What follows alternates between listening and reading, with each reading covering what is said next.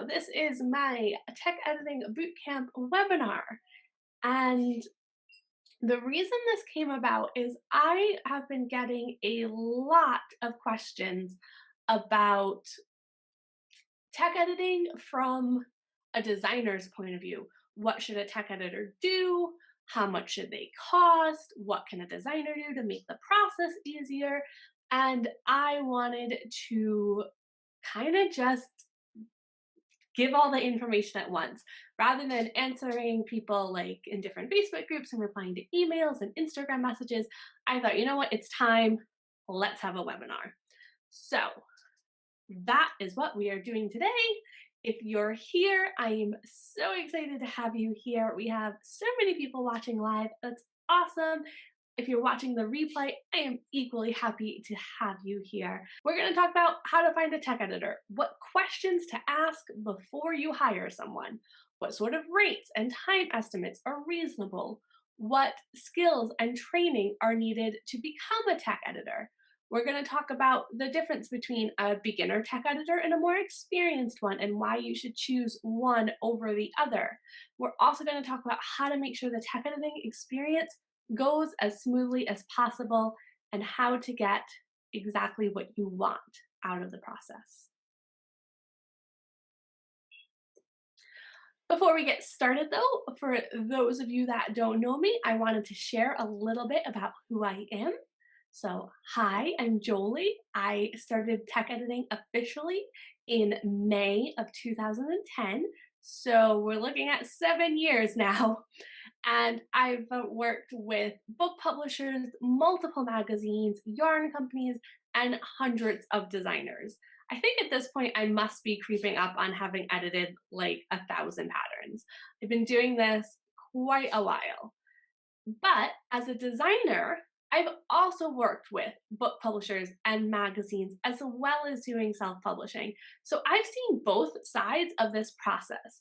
I've been the person behind the scenes getting things ready for publication, and I have been the person who's doing the designing and that side of it. So I have a really wide variety of experience when it comes to designing and publishing in the knitting industry. I now have a thriving business where I get to teach and coach how to become a knitting designer and a tech editor and how to make your businesses thrive. And I honestly couldn't be happier. So that's who I am. Let's dive in. Let's start with what is a tech editor? I think a lot of you probably have a good understanding at this point what a tech editor is, but just in case you don't know, a technical editor goes through a pattern top to bottom, line by line.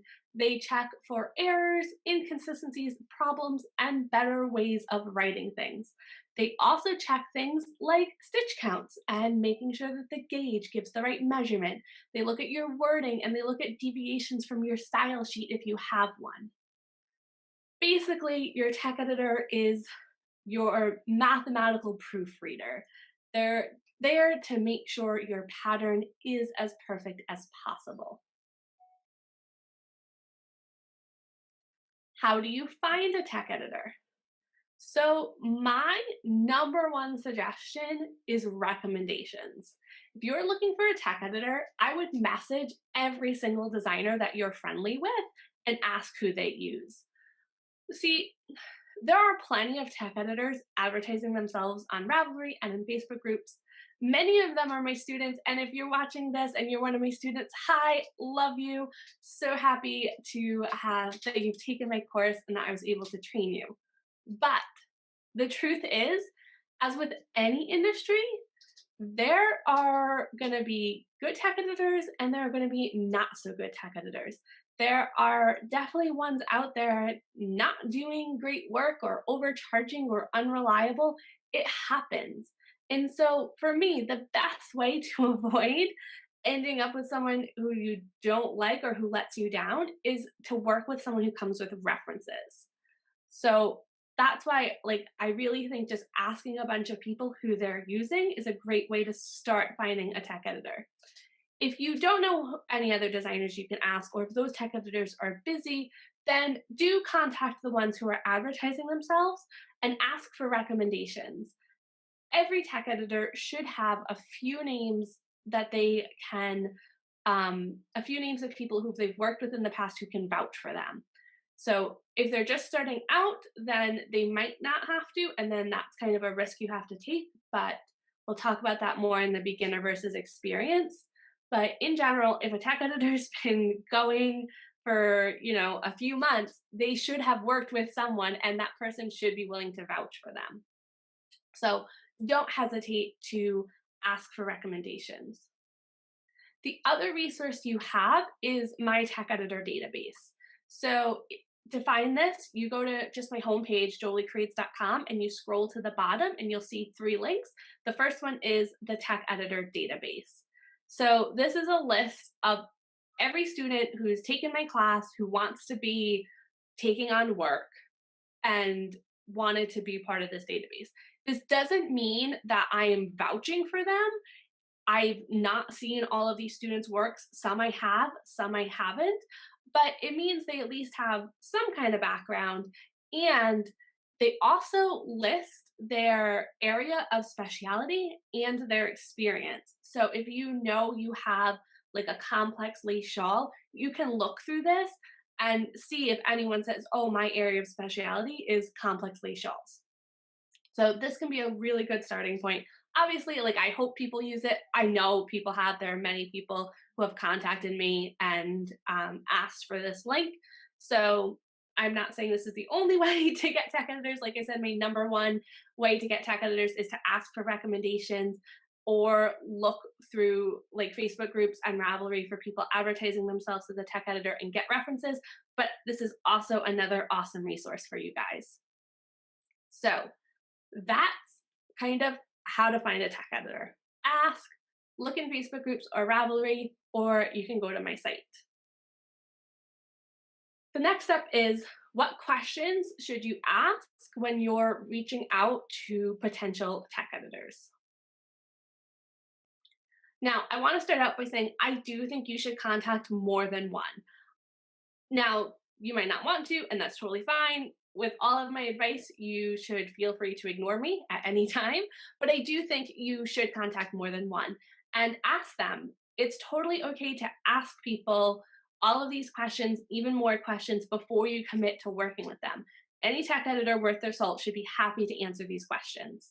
So you should ask, are you accepting new clients? That's kind of step one. If they're not accepting new clients, move on to someone else. You can ask, what's your rate? How and when do you invoice? Most tech editors, every tech editor that I've worked with, invoices after the job is done, but they might have different times. Some of them might want payment immediately after the job is done. My personal policy is that I invoice and it's not due till 30 days later. So the designers basically have a month to get pattern sales before they have to pay me. And I always invoice via PayPal, but not every tech editor will. So how and when do they invoice? How do you pay them? Do they work with PDFs or Word documents? I personally don't work with Word documents. I've had too many problems with compatibility issues. I prefer a PDF in its final state.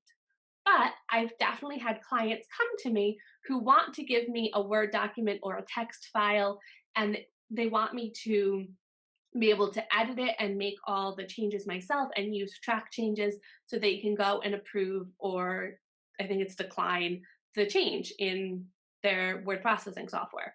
So every tech editor is going to have a little bit different way of working. You want to make sure it matches with what works for you. So the next thing is, do you make the corrections yourself? Now, again, none of these questions have a right or wrong answer. I don't make corrections myself, and I don't want my tech editor to make corrections. But there are other designers and tech editors who feel very differently about this. So my point of view is that I am hiring the tech editor to check my work. If they make corrections, and I'm not talking about fixing one number, I'm talking about like rewriting directions or rewriting a toe decrease. I'm talking about like corrections, big things. If they do that, then now I have to check their work just because they're a tech editor, it doesn't mean that they're perfect, that they're right. They're just as liable to make mistakes as you are. But when you're checking someone else's work, it's a lot easier to find other people's mistakes. When you check your own work, it's almost impossible to find your own mistakes. So I don't like the tech editor to touch my pattern. I just want them to tell me where the errors are, tell me like what we're disagreeing on, like, oh, I'm not getting these stitch counts.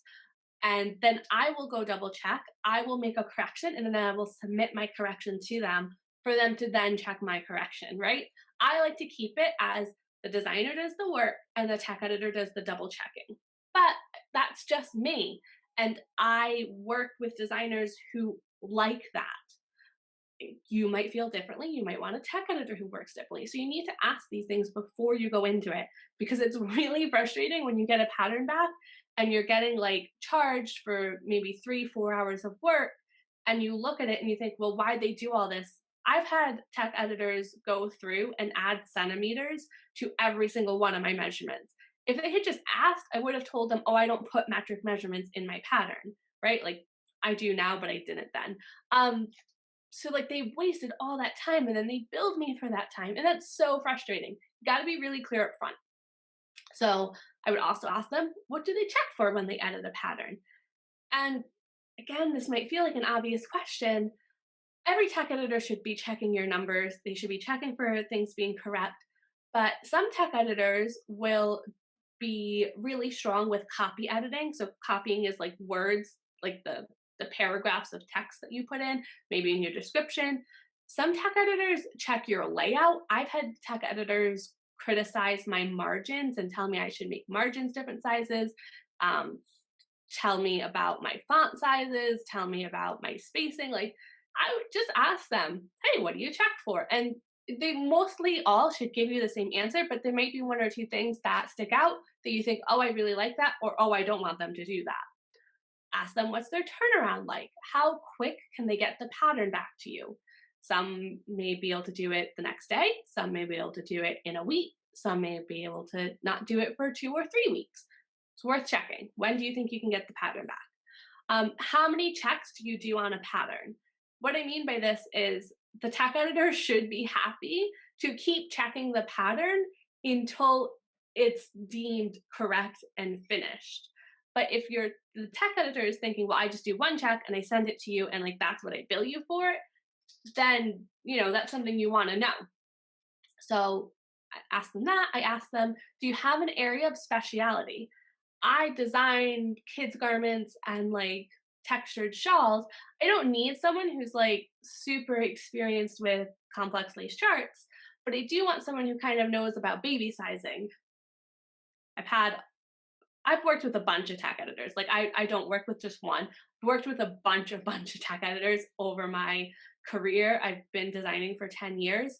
And I have had designers or tech editors tell me like my necks are too wide. And I think, well, if you knew about babies have huge heads. So I like my tech editor to have some familiarity with baby garment sizing, mainly so they don't tell me I'm wrong when I'm not, but that's just me. And they also would want to ask them, what do you do if you go over your time estimate? Again, my philosophy is that the tech editor should stop immediately. Actually, they should stop before they're getting close to their time estimate. As a tech editor, if you're getting close and you have like, half the garment left to check, you should know that. A tech editor, when you send them your pattern, should be able to give you a time estimate. Now, they probably won't be able to do it until they see the pattern, but at that point, if the time estimate was too big, you could say, no, thank you. They shouldn't ever do work until they've given you their time estimate and their quote and gotten your approval. And then they shouldn't bill you for more than the time that they estimate. Maybe 15 minutes, sure, but an hour, 2 hours more than their estimate? No way. So you want to know, what do you do if you go over your time estimate? So that's what I ask. And like what I'd be happy to answer as a tech editor. You guys might have other questions that you want to know, but I think this covers kind of the basics. Some people ask, what do you do about errors? I really don't like that question as a tech editor because it implies like I'm gonna mess up. And it kind of implies, well, in my experience, anytime I've gotten that question, it usually implies the client's gonna be hard to work with. Like they're already looking to blame me and what's gonna happen when I mess up. So I don't like to go in with that question. I think for me, the tech editing process sort of ends once the pattern's been published. And if I've messed up as a tech editor, I absolutely do everything I can to fix it. And I will offer refunds if necessary. But I don't want to go into a tech editing relationship with a tech editor kind of assuming they're going to mess up. I would just handle errors when it happens. But if it's really important to you that the tech editor is willing to refund you if they make an error, then ask them that. So that's the kind of questions that I have. I do want to add, there's going to be a Q&A at the end. So if you guys have questions, you can put them in the chat now. And if they're like super relevant, I'll answer them now. Otherwise, I'll leave them to the end. But I am going to hang around at the end of this to answer all your questions. Okay, skills and training. What kind of skills and training should you expect your tech editor to have? Okay, at the moment, there isn't really a qualifications program that you can do. But I mean, I do train people how to be tech editors, but it's not like it's a recognized certification or anything. It's just I teach people about the tech editing process. And there definitely isn't one specific path to becoming a tech editor. A lot of tech editors have a background in mathematics or in a related field like science or engineering. I think because those fields naturally attract people who are quite analytical, and that makes for a good tech editor. But there are plenty of people who have come into tech editing world from some other background. Maybe they have an English background or a communications degree. Maybe they're like a copy editor for like journalism type stuff. Those also make great tech editors. They don't have to come from a math science background. And there's plenty of people who have no degree, but they have experience either working in yarn stores, providing pattern support for customers, or they've been a knitting teacher. If they know their stuff about knitting and they really understand knitting pattern construction, then they're going to be okay as a tech editor. So you're kind of looking for someone who's analytical, has a good eye for detail, can deal with multiple sets of numbers, is comfortable with spreadsheets, is good at taking theoretical concepts and applying them, because when you are tech editing a pattern, you are not knitting it. Excuse me. And so you really have to be good at kind of reading something and being able to understand how that's going to work without actually having it physically there. And you're looking for someone who's really kind of a knowledgeable knitter, who's familiar with different types of constructions, from everything from garments to hats to socks. But honestly, tech editors come from a huge variety of backgrounds. And so this goes back to my point at the beginning. The best way to know if someone's a good tech editor is really references and recommendations. Let them show you with their work that they can do it. You're not looking for, degrees and official qualifications.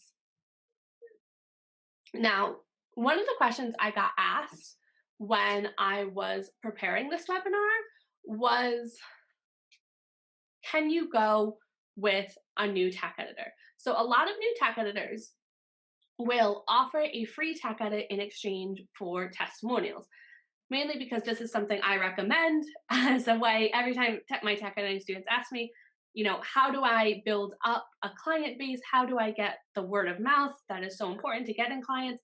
I say, well, if you do a free tech edit in exchange for a testimonial, that's a good way to build up a series of testimonials that will then get you paying clients.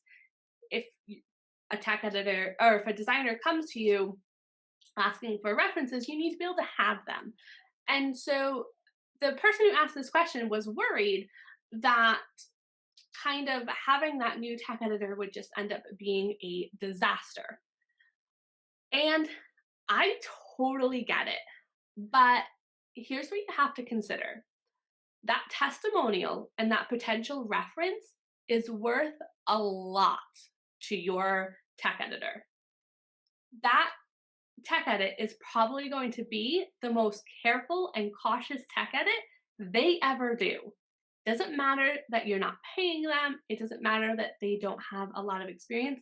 They are going to be so careful going through that pattern. They're probably going to go through it like 3 or 4 times because they want it to be perfect so that you give them a great testimonial.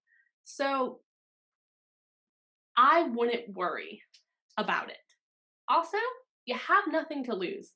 If you do it and they're rubbish, you don't like their style, you didn't pay them and you don't have to give them a glowing recommendation if you didn't like the service. So it's really nothing to lose. Now, I am by no means, though, recommending that everyone go work with brand new tech editors, get a free tech edit, give them testimonials. No, no, no. That is the not the way to go for everyone. But if you're a new designer, you have to consider that you have to learn what you like and what you don't like in a tech editor. All of those questions that I showed you a few slides ago about what to ask before you hire someone, you might not know what answers you want to hear. But if you work with a variety of newer tech editors, you can easily and cost effectively figure out what you like and don't like in a tech editor. For example, do you want a tech editor who covers the pages in notes, or do you prefer a more minimalistic approach? Do you like a tech editor who says things like, this is wrong, you have to do this to make it right? Or do you like a tech editor who says, these numbers aren't adding up for me, could you check them again and see if you agree? There's a lot of different styles of tech editing, different ways of presenting the notes, and using a new tech editor can be a good way to experience all of those different styles.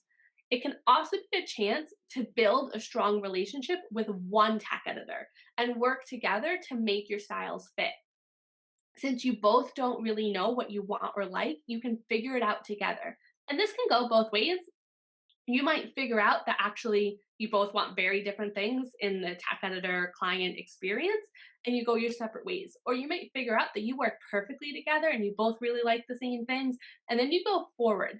I really like having strong relationships with my designers as a tech editor. I like when the same designer comes to me often. I like getting to know their style, the way they write their patterns, the things they like, the things they don't.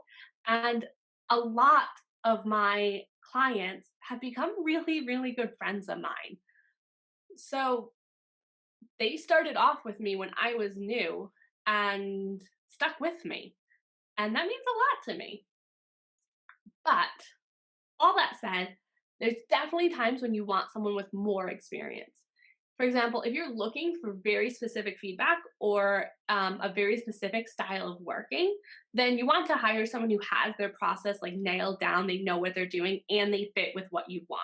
So you'd ask all those questions, you'd find the experienced tech editor who says, yep, I do things this way, this way, this way, because tech editors, as they grow, they very much fall into their own style, and it would be hard for them to do things differently. But if you find that experienced tech editor who matches up with what you want, then they can be a great mentor to you and help you grow as a designer. Also, if your pattern is complex or requires a lot of knowledge of certain techniques, then you might want to go with someone more experienced. So again, if you have a garment that's maybe graded in like 16 sizes and you want someone who's going to pay close attention to the way you've done the set in sleeves, you might want to go with a more experienced tech editor because, and it's not in terms of years, but just someone who's edited a lot of set in sleeves. Maybe they've only been tech editing for 6 months, but all they've done in that time is garments with set in sleeves, right? So you're looking for experience in terms of has edited the pattern with issues that you are worried about. Now, let's also talk about rates and time estimates when we talk about beginner versus experience. I don't think that beginner necessarily means cheap, because here's what happens in my experience. So, in case you don't know, most tech editors will charge an hourly rate. So, they will bill you for the time they spend editing your pattern. Some tech editors do have a set fee. So, they charge X amount of dollars for a hat and X amount of dollars for a shawl and another amount for garments, right? Some will have a set fee, but most will charge an hourly rate. Beginners are more likely to spend longer on a pattern, but they are going to charge you less per hour. Experienced tech editors will be quicker, but they will charge you more per hour. So it kind of all comes out the same in the end, I think. But basically, a rate that you can expect. I mean, I don't want to give hard numbers. I don't want to be accused of like price fixing, but I mean, I've seen rates anywhere from $15 an hour to $35, $40 an hour. That usually varies based on experience. So 15 to kind of 35, 40. That all would be reasonable to me. Even higher is not unreasonable. In terms of time, this is where I think it comes down to. Like, I don't mind paying more per hour if the editor is going to be quick. When I started out editing garments, it would take me about 4 hours for a garment that wasn't even that complex. I am now at the point where that's taking me an hour and a half, maybe 2 hours. So I've like halved the amount of time I can do a pattern in, and that is just because of experience. So as I've got quicker, my rate has also gone up. But in terms of estimates, I think accessories really should be, if they're simple accessories, they should be under an hour. I can't imagine spending more than an hour on a simple accessory. So a basic hat, nothing with like lots of charts, just, a hat, a basic shawl. Shawls can be a little bit longer, but like mittens or socks, really, you're kind of looking at under the hour mark. When they get a little bit more complex, they're probably going from the hour to the hour and a half, maybe up to 2 hours for a newer tech editor for shawls. Sometimes shawls and like if they have a lot of charts, like garments or not garments, sorry, hats or socks that have a lot of charts can definitely take a longer amount. So I can do a complex shawl in an hour, but a newer tech editor might take 2 hours. But I think when you're moving into the complex accessories, an hour to 2 hours is fairly reasonable. When you're then going on to garments, you're looking at garments can vary hugely. But just going from my own experience, like I said, when I started, they were taking me 4 hours. I'm now down to 2. So I think the 2 to 4 hour range for a garment is reasonable. I would want any tech editor to contact me if they were going over 4 hours, because I would want to know what was going wrong. Like, I've never spent that much over 4 hours on one pattern. Um, I've definitely gotten patterns where there have been huge issues, and if I went through trying to fix everything and trying to kind of dig and like excavate the problem, it would have taken me like 10 hours, but I don't spend that time. That's why I stop and I ask the designer, hey, something's going wrong here. Can you fix it?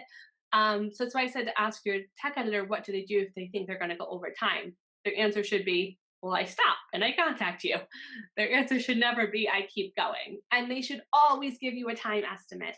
Always in this, when you're looking at beginner versus experience, get their time estimate and get the hourly rate. So you ask them all those questions. You say, hey, that sounds great. I'd love to work with you. Can I send you a pattern and get a time estimate on it before you start work? Be really clear up front and look at their time estimates. And again, I'm happy for a designer to do that to me, to email me and say, hey, can I have a time estimate? I give it to them. And for them to then turn around and say, actually, I'm going to go with someone else. It's nothing personal, whatever. Like I'm just, someone else is a better fit. I would say, sure, no problem. It's not going to make me feel guilty about my rate. I know my rate is a fair rate. If they want to go with someone else, that's totally cool. So I think definitely get the hourly rate up front. make sure it's reasonable and make sure you've asked what they'll do if they go over. And then as long as you're happy with that, then that's fine. In terms of like what's reasonable and what's unreasonable, it comes down to you, your pattern, how much work it needs, how much you want from your designer. If you're, or from your tech editor, this is very weird for me to be giving a webinar to designers. I'm always talking about tech editors, tech editing to tech editors. So yes, get that time estimate, and it's, as long as it's reasonable to you, then that's all that matters, because your pattern might need more work, or you might expect more from your tech editor. If you're sending them a Word document and asking them to make changes, that's of course going to take longer than someone who's just putting notes on a PDF. So I don't want to say that someone who comes back and quotes you 6 hours is unreasonable, because I don't know what you've asked them to do. Just make sure you're happy with it, and make sure you know what's going to happen if they go over that time. Okay. So, Madeline says, I totally agree about the relationship, Jolie. I've had a couple of clients who, for stylistic reasons, were not very easy to work with, and maybe I only edited a couple patterns with them. That's fine. They need to be happy with the whole thing. I have many with whom I've built a great relationship. Yes, it is such a relationship. And I really think of this like dating. Like, you have to kind of try out a few tech editors before you find the one that fits. You have to make sure you both like the same things. And you hope that as you work together, that you grow together and not grow apart. But it's definitely a relationship. And just because a tech editor, let's say, just because a designer hasn't been happy with a tech editor in the past, doesn't mean that's a bad tech editor. Just means it was a bad relationship. There are definitely times where I've taken on patterns that were just a wrong fit for me, and I messed up and I missed things. And it wasn't because I was a bad tech editor, it was just because the fit was off. And so it's definitely about a relationship. And I wouldn't discount a tech editor just because you heard one bad thing about them. You have to try them out for yourself and see if it's a good fit for you. All right, let's move on to talk about how to be a great client. So you're a designer, you're hiring a tech editor. What can you do to make the process better? The first thing is keep your expectations reasonable. Okay, tech editors are human. We might be awesome at math, we might have skills that you don't have, but we're human. And things are going to happen, like we're going to get sick and maybe have to ask you for a deadline extension. Or we might take a weekend off and not reply to your email on a weekend. We might make a mistake and miss something. Keep your expectations reasonable. A tech editor's job is to make your pattern perfect. So a tech editor's job is essentially to be perfect. If we're not perfect, if we make a mistake, then we've let an error go through on your pattern and messed up, right? But no one's perfect. A tech editor's job is an impossibility to live up to. You can't ever be perfect. So I'm not saying you should just accept mistakes all the time. Obviously, if you feel like your tech editor is missing too many things, move on, try a new one. But be reasonable in your responses. Don't flip out. Don't like feel like it's the end of the world. At the end of the day, it's all just knitting. It's gonna be okay. So my first piece of advice is keep your expectations reasonable. Realize that you're working with another human being who has faults and things going on in their life, and no one is ever going to be perfect. You are not going to publish perfect pattern every time. It's just not going to happen. Also, be clear about what you want and what you don't want. For example, if you use a program like Stitch Mastery to generate your chart instructions, then you could ask your tech editor not to check the chart instructions. That's certainly going to save time. But if you don't tell them, then you can't be annoyed that your pattern, which you kind of was hoping would take 30 minutes, takes, an hour and a half, because they had to check all your chart instructions. So be clear about what you want them to check, what you don't want them to check. Tell them if there's an area that you're worried about. I love when my clients say, "Hey, I'm really not sure about the wording in this section. Could you, pay attention to that?" Or I'm this is the first time I've done a raglan sleeve. Could you pay extra attention to that? It's a big job to check a whole pattern. If you let me know where you think the problems are, it makes it a lot easier. So that's my first advice. Keep your expectations reasonable and keep your expectations really clear. The second piece of advice is to send great photos. So we have an image of a stitch pattern and I have 3 charts. Which chart's correct? Now, this I put in here as excuse me, as a specific example because it came up in a Facebook group that I'm in that a designer had a pattern published and the charts didn't match the photo in the pattern. And someone asked, well, why didn't a tech editor catch that? This is why, guys. These are 3 different charts. Can you tell which one's right? It's not that easy. It might be easy when you have the choice of 3, but if I just gave you one of these with the picture, would you know that it's wrong? It's not as easy as you think, and it takes time. So if I like to assume certain things are correct in a pattern, and if I get a chart and it looks like the picture and the written instructions match the chart, and then I have to think like, okay, it's right. I'm not going to go through stitch by stitch and compare. Like, I'm going to check basic things, right? If I got this chart, I would check that the crossovers go in the right direction, and I'd be checking like that all the purl stitches are filled in, and I would be checking that it looks reasonably correct. But I'm not going through stitch by stitch.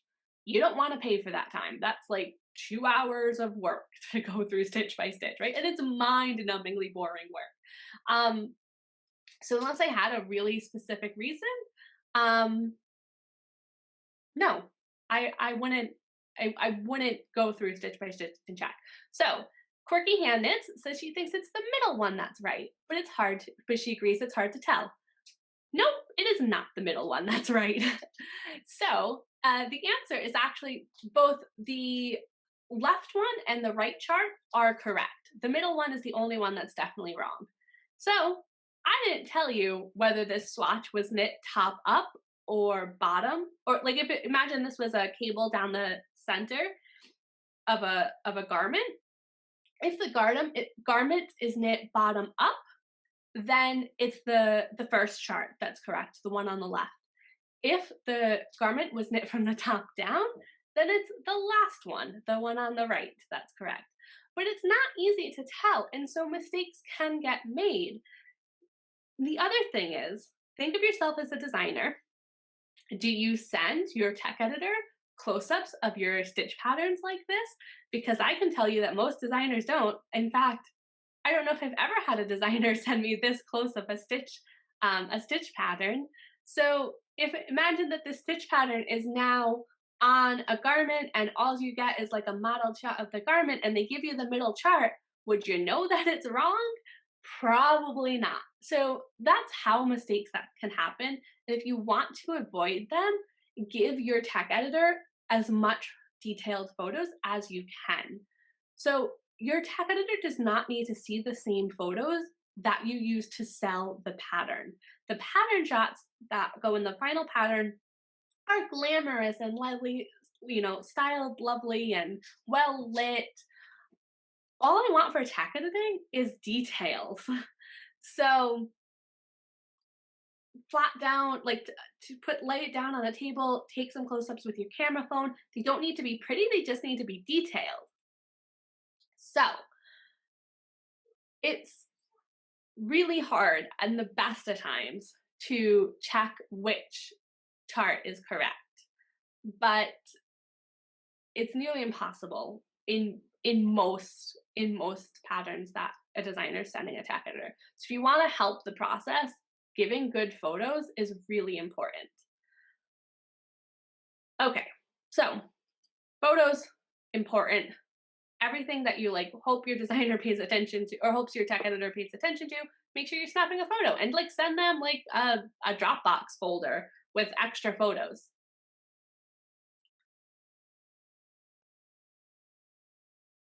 So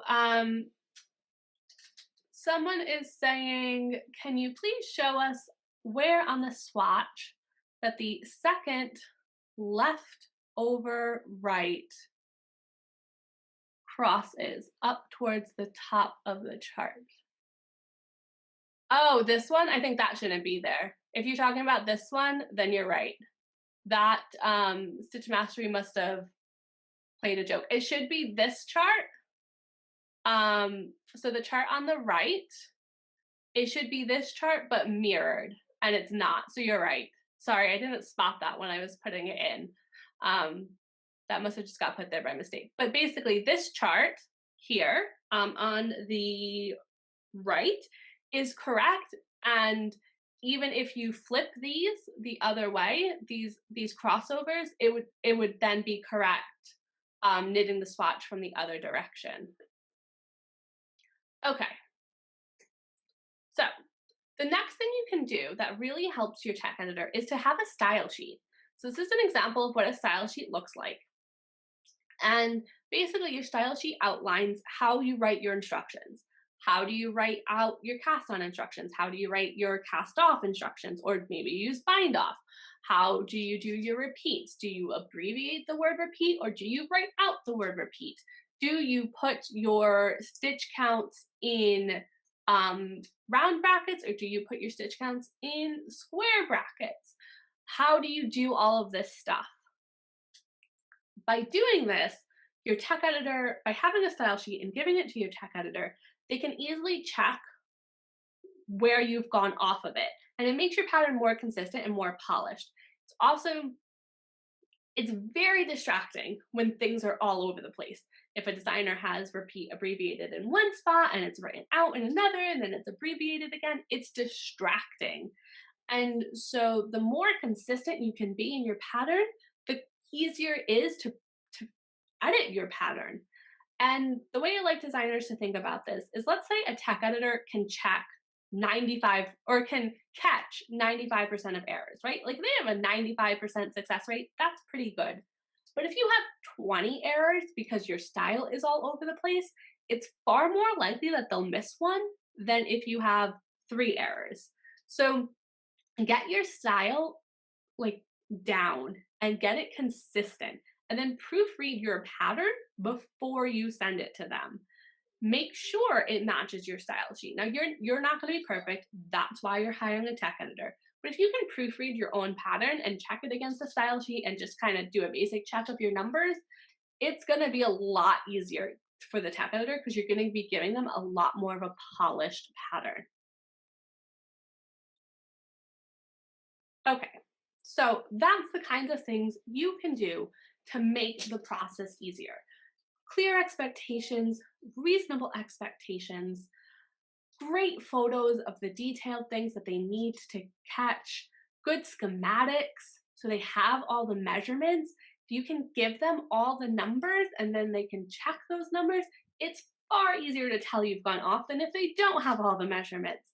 Letting them know what sizing you're using. If you are using a sizing chart, a sizing standards that you can link to, that's going to be a lot easier for them to know if you've gone off of it.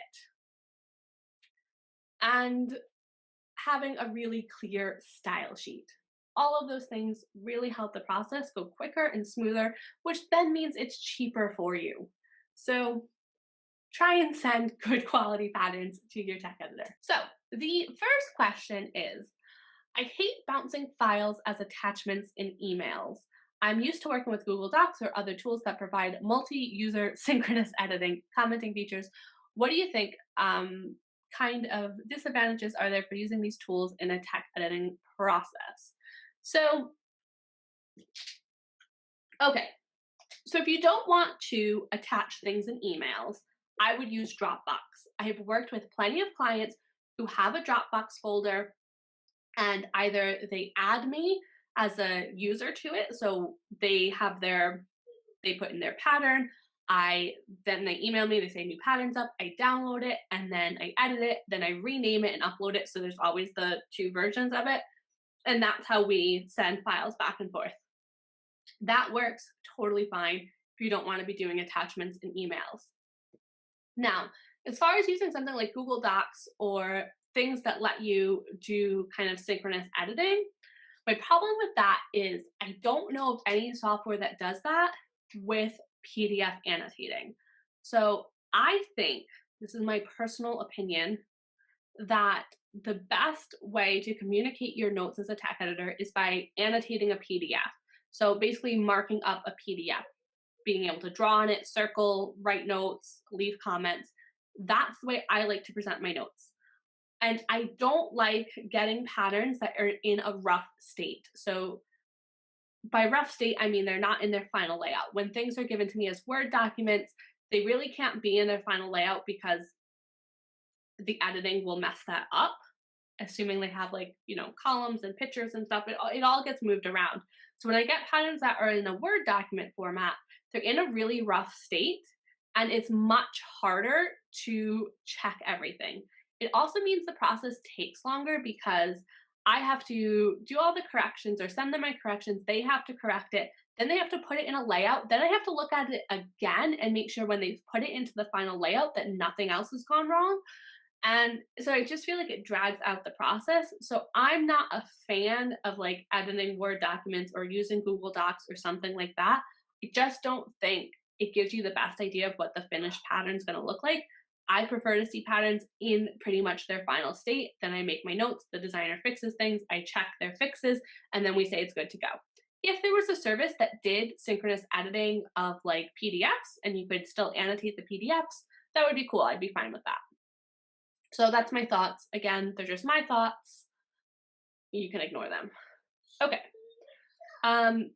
Mary says, as a tech editor, what I want to know about the mistakes that slip through and are caught in test knitting or by consumers. This is a really hard question. Obviously, my answer is yes. If I've messed up and you need me to fix it, then I want to know. So mostly what happens is a tech editor says, hey, someone spotted an error. They think this is not working. I'm not sure, or I found a fix. Can you double check it? I double check it. I say, yes, that's the fix. No, that's not the fix. Or no, there's not even an error in the first place. It's fine. And then we go on our merry way. But it's very demoralizing. And so would I want to know if I wasn't needed? For example, if there's a typo or something small that you can just fix and no one ever really needs to know about it, I kind of feel like I don't want to know, but that's me as a person and not me as a business, just because it's so demoralizing. Like, I hate messing up. I hate not being perfect more than you can possibly imagine. I'm a huge perfectionist and I really struggle whenever I make mistakes. And so if it's just a typo, like, I kind of would rather not know, just to keep my morale up. But certainly if I've messed up, I don't want hard feelings, is basically what it comes down to at the end of the day. I want to make sure you are as happy as possible. That's my number one goal. And so if you're not happy with me, that I want to know about. If you just think, oh, it's a mistake, it's no big deal, I'll fix it, I'll send it out, no problem, and like you never even think, oh, I'm really annoyed at my tech editor, then that's fine. But if you have any hard feelings towards me as your tech editor, then I want to know and I want a chance to make it right. And that's basically what it comes down to. You did say in test knitting, and certainly in test knitting I would want to know, because then I feel like our contract isn't done yet. So if you do the process where you do tech editing and then test knitting and then back to your tech editor, then I would want to know what the tech editors found and what you changed. And I would want to review that. Now, I will say there have been times where what has been sent to the tech editor or to the test knitters is not what I got as a tech editor. So what's happened is the designer has sent something to me, I've made my changes, and then they've done something else. They fixed something else, they tweaked something else, they reworded instructions, and then sent it to the test knitters. And then the test knitters found an error, And then they're like, hey, Jolie, there was an error. What happened? And I'm like, that's not what you sent me. So I don't know what's happened in that case exactly, or cases. Do make sure like you're kind of consistent in what you give to everyone. But certainly if I haven't invoiced you yet, absolutely let me know. So mainly so I can make sure that everything's right before you publish. So Tash says, do you have a style sheet template that we can download? So if you Google style sheet, there are definitely ones you can look at. And like I said, if you are a part of Learn to Tech Edit, you do get the style sheet that I showed you with that. But if you just want like a free template, I would Google it. Just Google like knitting pattern style sheet and see what comes up. You can also hire someone to help you make your own style sheet. And I think a few of my tech editors have resources that are about making a style sheet, and I'll have to have a look at that, and I can send it out in a follow-up email to this webinar. But yeah, there's definitely a lot of resources out there. If you want the one I have, like I said, it is included in the Learn to Tech Edit, but yeah, there's a ton of versions out there. Okay, so Tash says, if you design all sorts of things, would you use different tech editors who specialize in each thing, or would you find one who does it all? I would totally use different tech editors. Oh, this wasn't Tash. This was Jenny. Sorry, Jenny said about using different tech editors. I would totally use different tech editors. I think sometimes designers feel bad if they use more than one tech editor. No, don't feel bad at all. You don't have to be monogamous. You can be, what is it, polyamorous? You can use different tech editors, totally. Because, well, what I teach my tech editors is that you work best when you're in like your zone of genius. I do my best work with a very specific set of patterns. And so I really want to take on just those patterns. And if I have a client who I work with regularly, and they send me a pattern that's way out of my comfort zone, I will tell them. I will say, hey, you know what? I love working with you so much, but I just don't think I'm the best tech editor for you for this pattern. And I would give them tech editors who I think would be a better fit.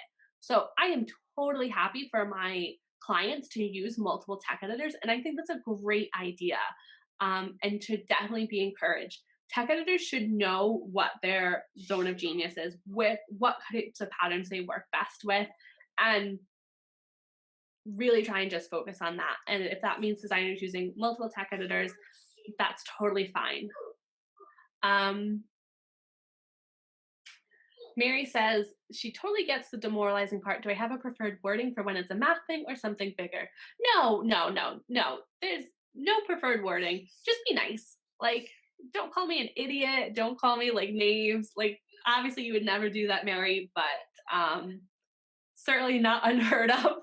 I've had some tech editors friends who have received awful emails that are just like very rude and not appropriate. Be just kind. Just say, hey, you know, this came up. What do you think? Can you double check it? Like, ask. I always think when you send an email, make it really clear what you want to happen. Like, if you're just looking for an apology, then like word it so, you know, or word it something like, I'm not expecting, you know, a refund or anything. I don't want to make you feel bad. I just want to let you know that this got missed.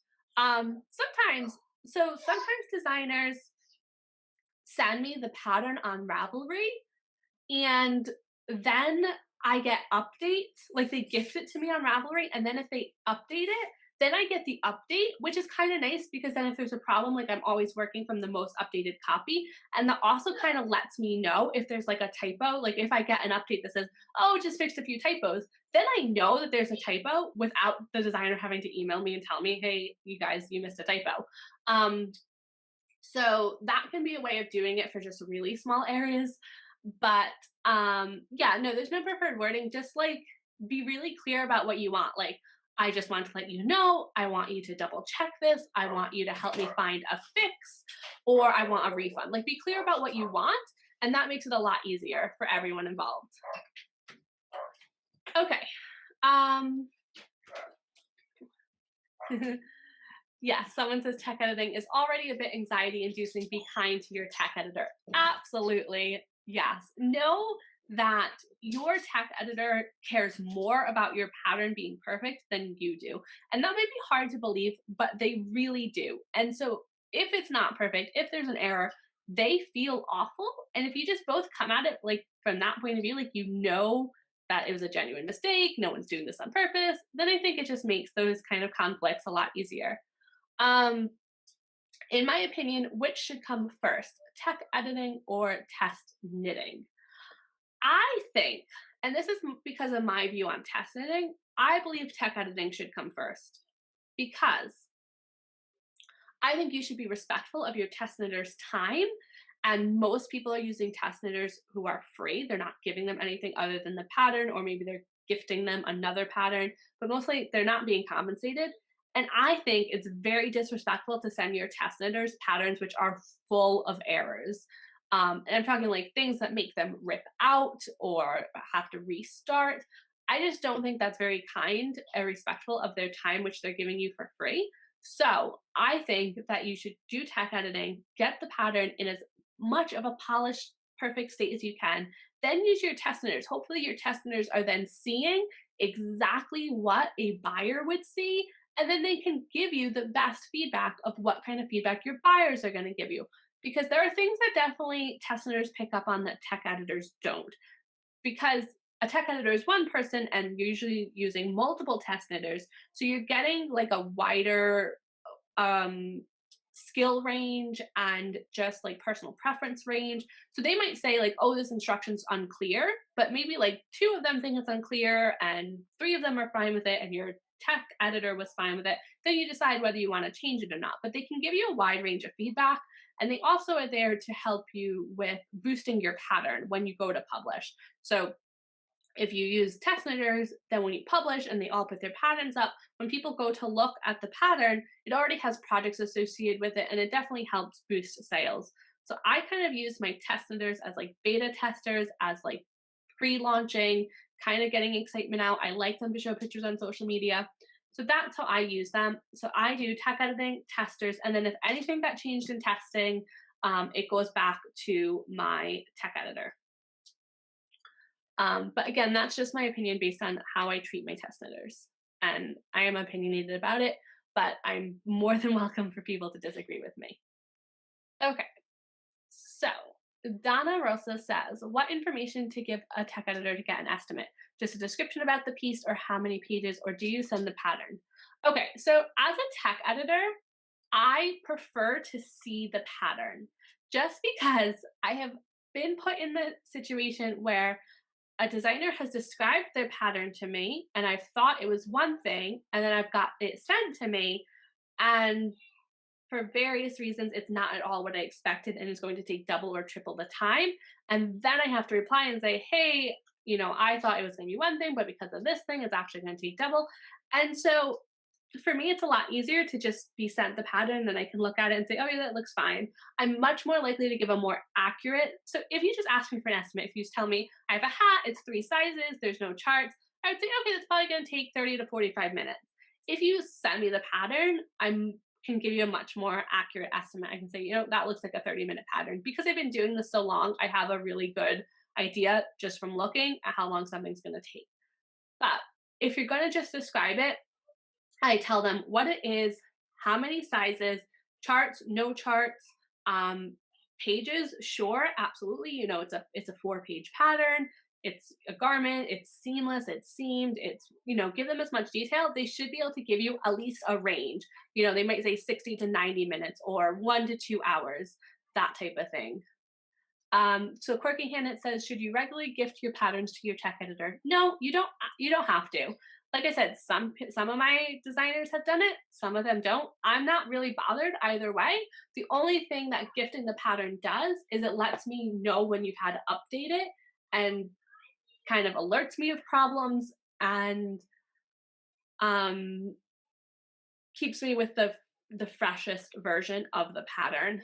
But I'm absolutely like not hurt if I don't get gifted the pattern. There is a question among tech editors, like, can they knit a pattern that they've tech edited.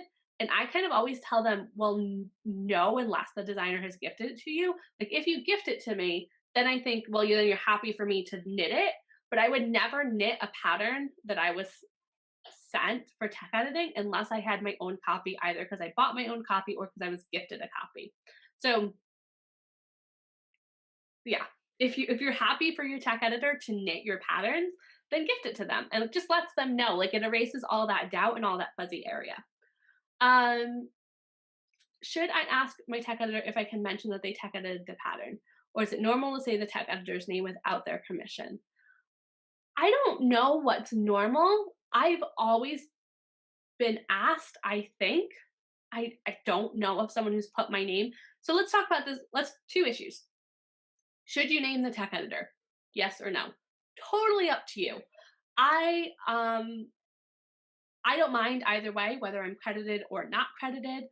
I do then prefer to be asked because I prefer that people credit me as Jolie Creates rather than Jolie Kelly. Because if people search, if like for whatever reason someone was like, oh, I really like this designer and she uses Jolie Kelly, I'll hire that tech editor. If they search that, they're not going to find me. They would find me by searching Jolie Creates. And so I would prefer to be asked if you're going to name, so I can make sure you credit me in the way that I like.